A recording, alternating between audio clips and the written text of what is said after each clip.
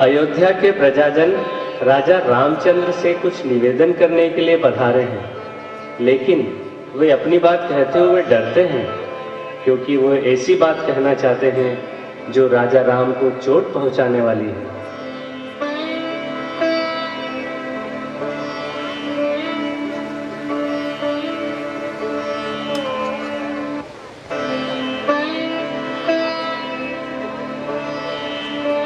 हे महाराज, मैं आपसे कुछ निवेदन करना चाहता हूँ। हे बदलजन, आप जो कुछ भी कहना चाहते हैं वह निसंकोच कहिए। हे महाराज, आप हमें अभय वचन दीजिए, तभी हम अपनी बात कहने में समर्थ होंगे। मैं आपको अभय वचन देता हूँ, आप अपने मन की बात बेझिझक कहिए। हे महाराज, इस वक्त समस्त प्रजा मर्यादा से रहित हो रही है। लोग स्वभाव से ही महा कुटिल चित्त होते हैं। ऐसी स्थिति में यदि कोई दृष्टांत मिल जाए तो उनकी कुटिलता प्रकट हो जाती है। आप क्या कहना चाहते हैं? हमारे राज्य में ऐसा क्या हो गया है? महाराज, आजकल बलवान मनुष्य अवसर पाकर निर्बल मनुष्य की तरुण स्त्री को बलात् करने लगे हैं और निर्बल मनुष्य अपनी प्रिया के विरह में अत्यंत दुखी होकर उसे घर बुला लेते हैं। अतः धर्म की मर्यादा छूट जाती है। आप कहना क्या चाहते हैं? महाराज, क्षमा करना, लेकिन सीता को जब रावण हर कर ले गया तब आप ही उनको वापस लेकर अपने घर में ले आए। जब राजा ही ऐसा करेगा तो प्रजाजन तो उसका अनुकरण करेंगे। अतः आप प्रजा के हित में न्यायवान बनकर कुछ फैसला कीजिए। अब मेरी समझ में आया आप क्या कहना चाहते हैं। अब हम विदा होना चाहते हैं। अरे, मेरे जीवन में कैसा संकट आ गया है।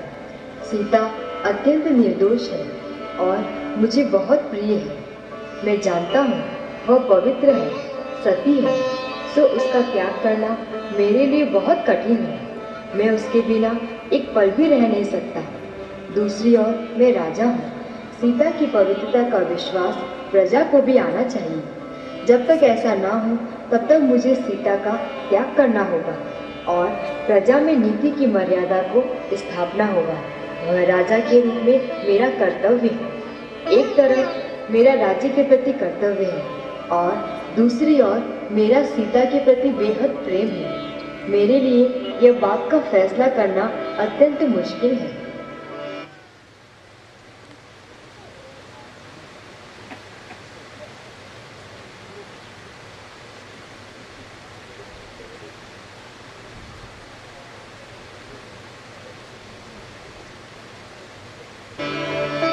हे महाराज, आप अत्यंत उदास दिख रहे हैं, सो उसका कारण बतलाने की कृपा करें। भैया लक्ष्मण, बात ही कुछ ऐसी है। अभी अभी कुछ प्रजाजन हमसे निवेदन करने आए थे। वे चाहते हैं कि जिस सीता को रावण ने हर लिया था उसे मेरे महल में रखना ठीक नहीं है। इससे मर्यादा का भंग होता है। अतः मुझे तत्काल सीता का त्याग करना चाहिए। ऐसा कौन कहता है? मेरी सीता माता का अपराध करने वाले का तत्काल मैं प्राण हर लूंगा। मुझे उसका नाम बताइए। भैया शांत हो जाओ। यह समय क्रोध करने का नहीं है, लेकिन इस विषय के बारे में गहराई से सोचने का है। बड़े भैया, मैं सीता माता का आप द्वारा त्याग हो, यह बात कभी भी सह सकता नहीं। यह कार्य माता सीता के लिए अत्यंत अन्यायपूर्ण है। अतः मेरी आपसे विनती है कि किसी भी हालत में आप सीता माता का त्याग न करें। एक राजा को मुश्किलें उठाकर भी अपना राजधर्म निभाना चाहिए। मुझे प्रजाजनों की बात कुछ ठीक लग रही है, इसलिए मैं सीता का तत्काल त्याग करूंगा। इसलिए मैं मजबूर हूँ। तत्काल कृतांगवक्र सेनापति को बुलाओ। मेरा मन नहीं मान रहा है, फिर भी बड़े भैया की आज्ञा मानकर मैं कृतांगवक्र सेनापति को आपके पास भेजता हूँ।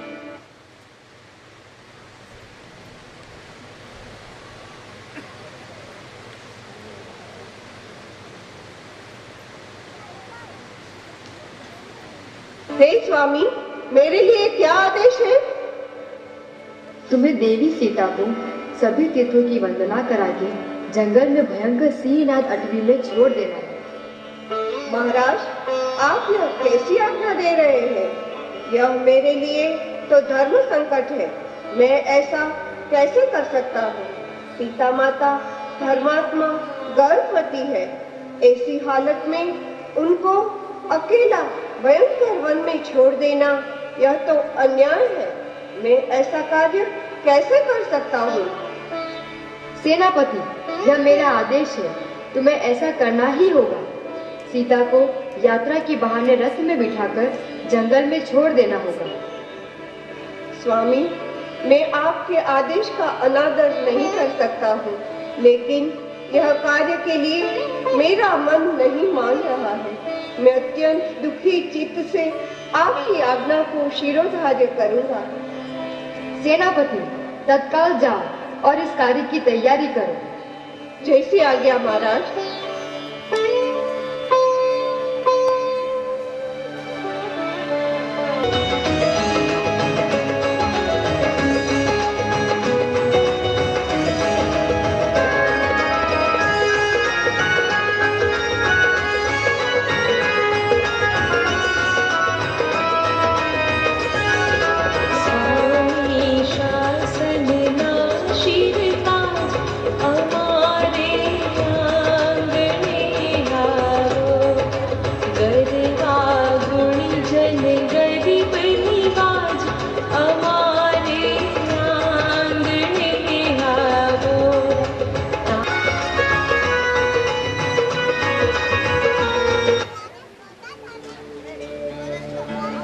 कृतांक वक्र सेनापति एक तेज रथ में सीता जी को बिठाकर निकल पड़े हैं। तीर्थ वंदना करा के और बहुत योजन चलकर एक गहन वन में आ पहुंचे हैं।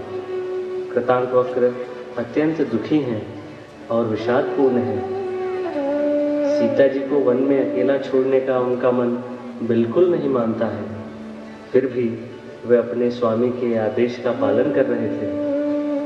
उनकी आंखों में आंसू बह रहे थे। घने जंगल में अपना रथ रोककर उन्होंने सीता जी से विनती की।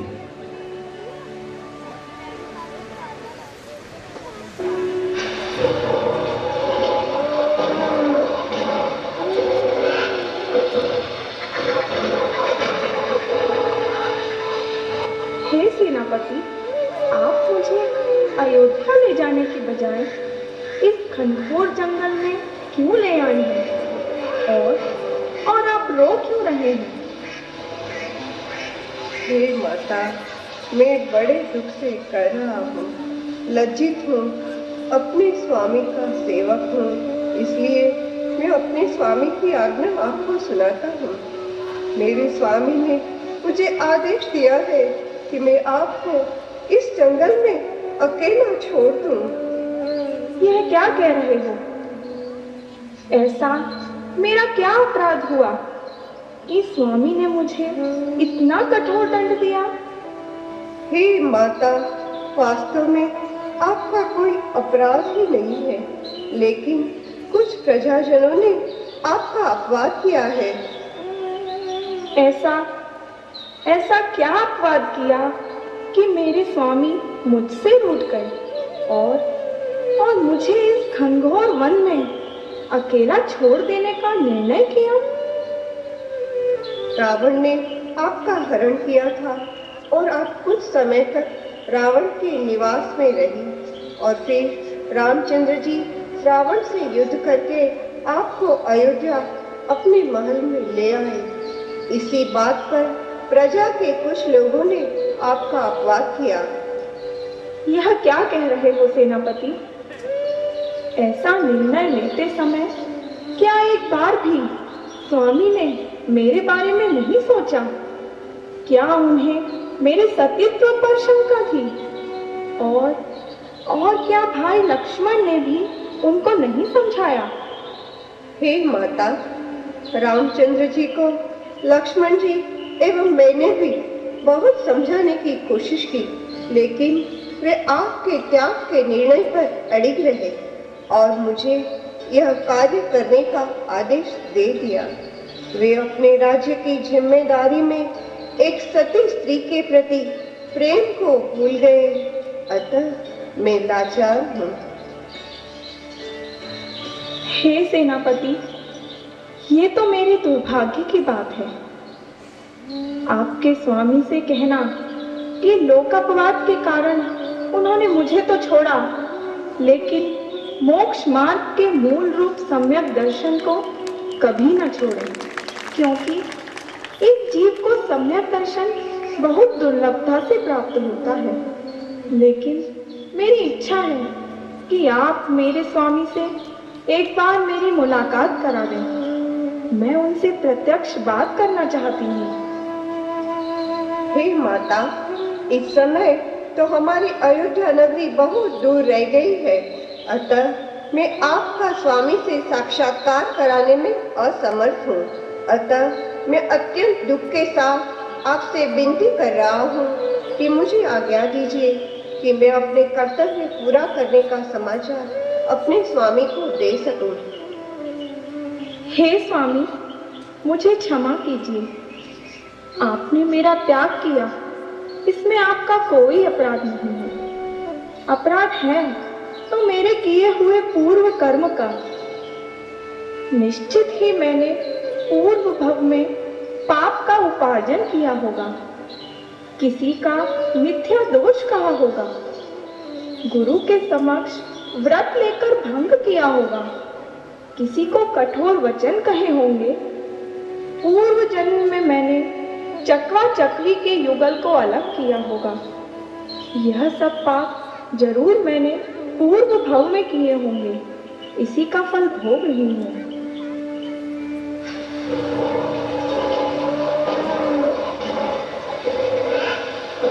अरे, लगता है कि यहाँ इस गहन वन में मेरे प्राण छूट जाएंगे।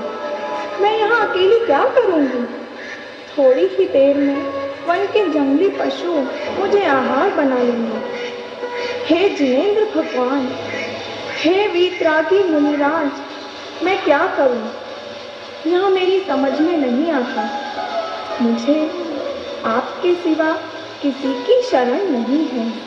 मुझे आपके सिवा किसी की शरण नहीं है।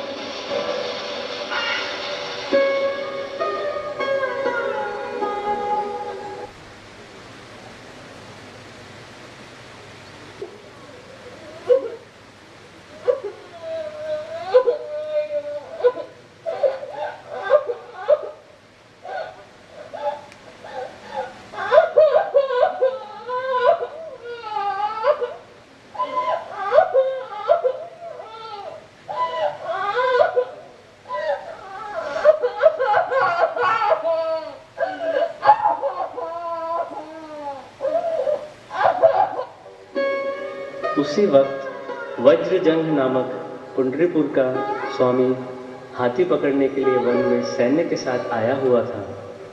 उसने जंगल में एक स्त्री के रोने की आवाज़ सुनी और वह अचरज में पड़ गया कि यहाँ ऐसे घने जंगल में कौन रो रहा है।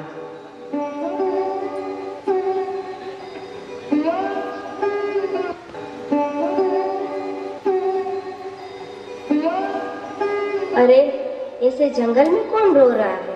क्या कोई देवी है या कोई इंद्राणी?